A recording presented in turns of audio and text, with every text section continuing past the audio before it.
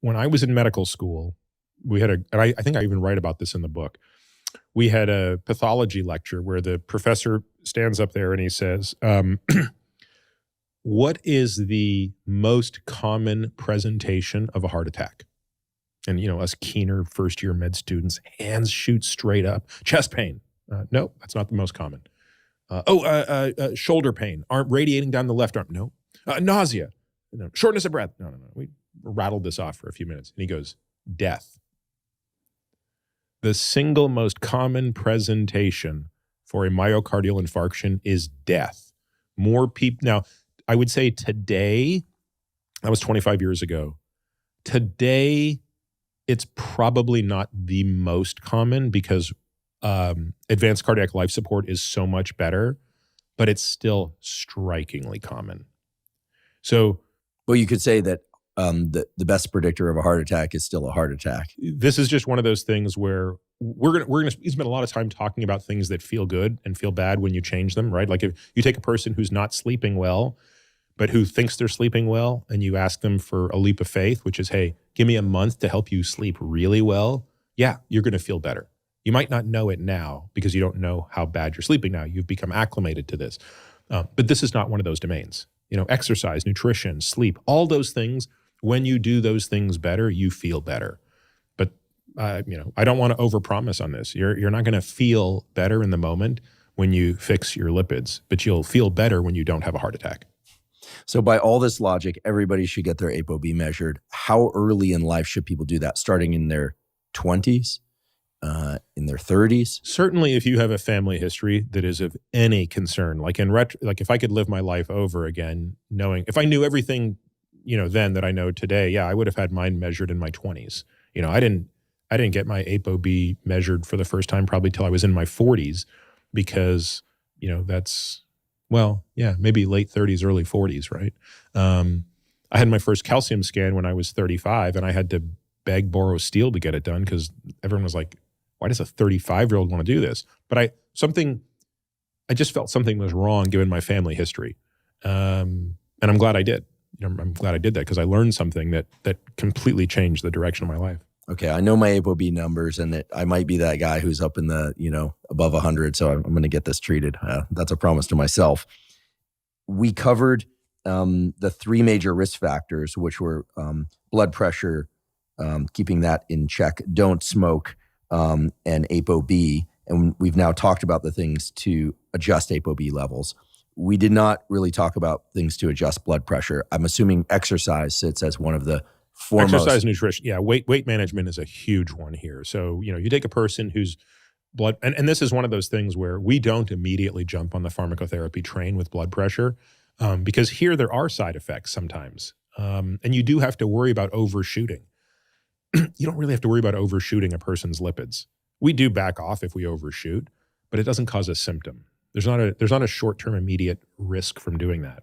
If you overshoot somebody's blood pressure medication, you trade one problem for another problem. They become lightheaded when they get up to pee at night. They fall and bang their head. That's a devastating consequence. Totally unacceptable.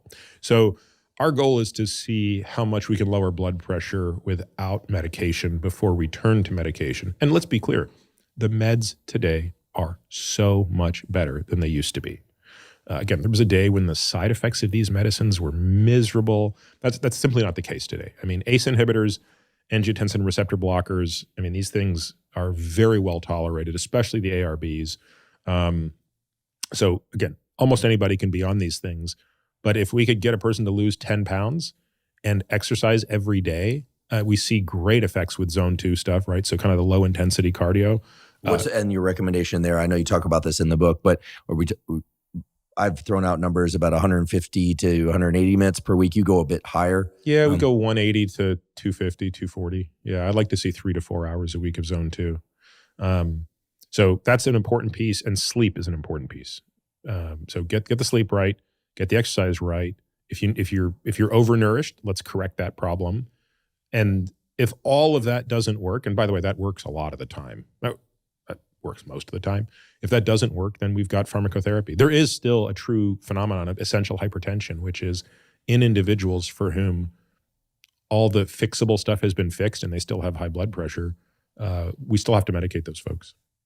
By the way, there's something that I want to mention here that doesn't get much attention, but it's so important, which is the effect of high blood pressure on the kidney and also the brain itself. We've talked about the brain, we've talked about the heart, but the kidney doesn't get enough attention. The kidney is a remarkable organ.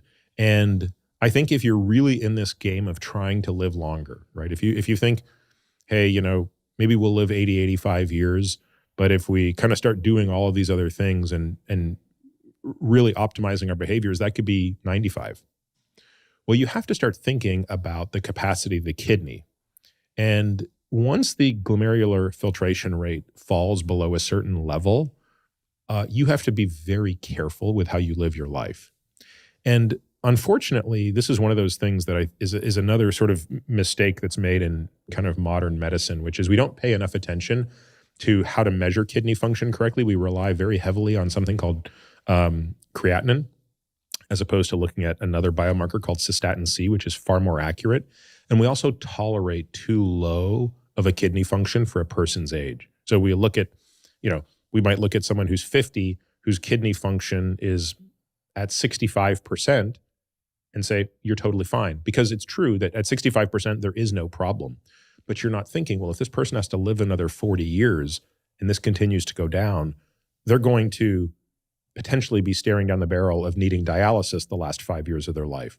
Again, you want to die with compromised kidney function, but never from compromised kidney function. In fact, the hazard ratio of all-cause mortality associated with compromised kidney function is even greater than that of heart disease.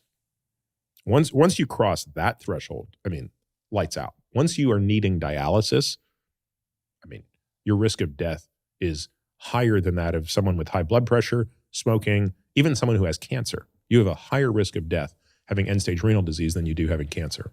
So the kidney is so sensitive to blood pressure.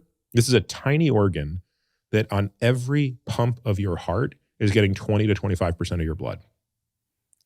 So just imagine how sensitive and susceptible it is to elevated blood pressure.